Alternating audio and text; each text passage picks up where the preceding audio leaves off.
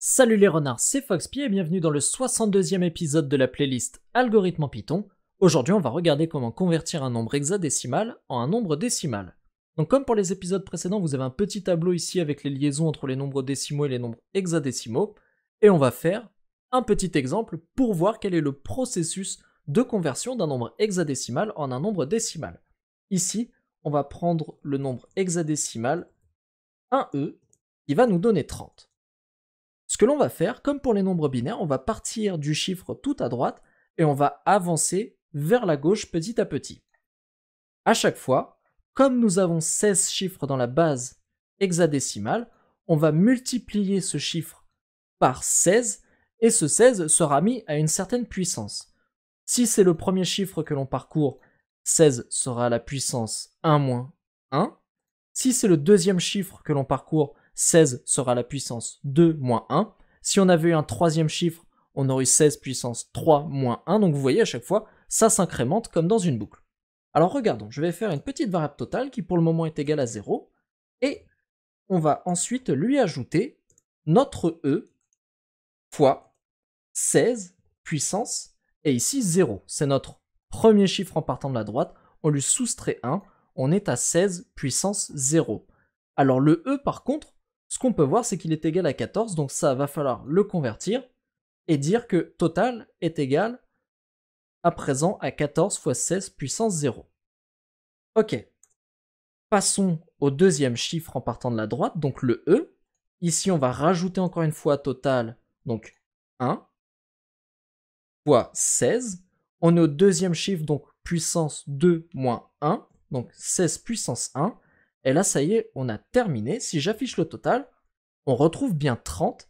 Et en effet, 30, c'est bel et bien égal à 1 E. Alors peut-être que ce nombre n'était pas assez grand pour que vous compreniez. Donc ce que je vais faire, c'est qu'on va aller à 11 E. Très bien. Donc total est égal à 0. En fait, j'avais pas besoin. Finalement, on va aller jusqu'à 11 E. Et ici, ça rajoute juste une étape. On va faire total plus égal. Donc ici, on est au troisième chiffre en partant de la droite. Le 1, et là comme on est au troisième chiffre, ça va faire 16 puissance 3 moins 1, donc 16 puissance 2. Alors, maintenant, si j'affiche le total, ici, on a 286, alors on peut retrouver ce nombre facilement, si je fais x de 286, ça me donne 11e. Vous voyez, hein, ça c'est une méthode qui permet d'obtenir une valeur en hexadécimal à partir d'une valeur décimale. Ça ajoute juste un 0x au début, mais ça on peut l'enlever en faisant .replace et on remplace le 0x par rien. Cette méthode, hein, c'est une méthode issue des chaînes de caractères dont le premier paramètre est la chaîne de caractères à remplacer et le second paramètre c'est le caractère par lequel on veut la remplacer. Et donc ici on obtient 11e, c'est bel et bien ce que l'on avait au départ en hexadécimal. Donc finalement ça n'a pas l'air trop compliqué. Ce que l'on va faire, c'est qu'on va parcourir les chiffres de la droite vers la gauche. On va prendre le chiffre, on va le multiplier par 16 puissance quelque chose, et ce quelque chose c'est quoi? Eh bien c'est le combientième de chiffre moins 1. Si on est au premier chiffre, eh bien ce sera 1 moins 1. Si on est au deuxième chiffre, 2 moins 1. Au troisième chiffre, 3 moins 1. Donc on voit bien une boucle ici, une boucle qui partirait de 0 pour aller comme ça de 1 en 1.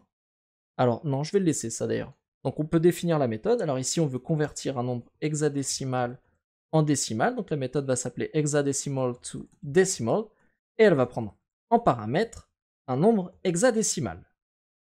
Très bien, donc je vais instancier une variable hexaValues, ici que j'ai copié-collé depuis un fichier où j'avais déjà codé cet algorithme, et ici tout simplement on va associer les valeurs hexadécimales qui seront les clés à des valeurs en décimales. Donc vous voyez, le A renverra 10, la clé A renverra la valeur 10, la clé B renverra la valeur 11, la clé C renverra la valeur 12, etc. etc. Donc ça sera pratique.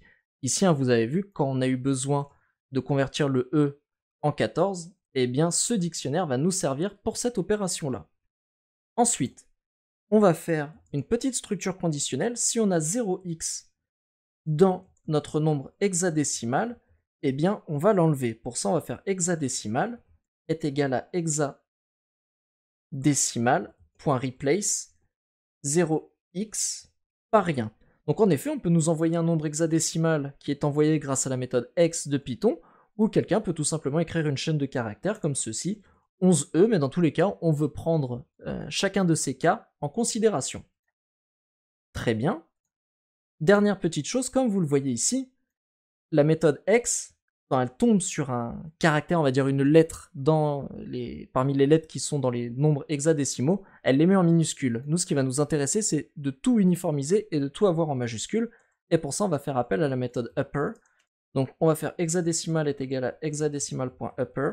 Et on va ici, comme ça, récupérer toutes nos lettres en majuscules. Hop, je vais espacer un petit peu le code. Ici, je vais instancier ma variable totale, hein, qui au début est égale à 0, donc on en est à cette étape-là. Et maintenant, on peut faire notre boucle, donc for i digit in enumerate hexadecimal -1. Donc ça, hein, je vous ai déjà expliqué, ça permet d'avoir la chaîne de caractères, mais à l'envers. Donc on va partir de la fin pour revenir vers la gauche. Et tout simplement, avec la méthode enumerate, à chaque tour de boucle, on obtiendra dans la variable i, au combienième de tour de boucle on est. Donc si c'est le premier tour de boucle, il vaudra 0. Si on est au deuxième tour de boucle, il vaudra 1. Et ça nous arrange bien parce que ça ressemble vachement à la puissance qui est associée au nombre 16. Enfin, on peut faire total plus égal hexa values de digit fois 16 puissance i. Et maintenant, on peut renvoyer le total. Donc ici, on a notre dictionnaire hexavalues. Si on tombe sur un E dans digit, alors il va regarder la valeur associée à E, il va dire 14, et donc hexavalues de digit vaudra 14, et on le multipliera par 16 puissance i. C'est à ça que nous sert ce dictionnaire, il est très pratique, et donc on peut récupérer notre valeur totale qui sera au final notre nombre décimal.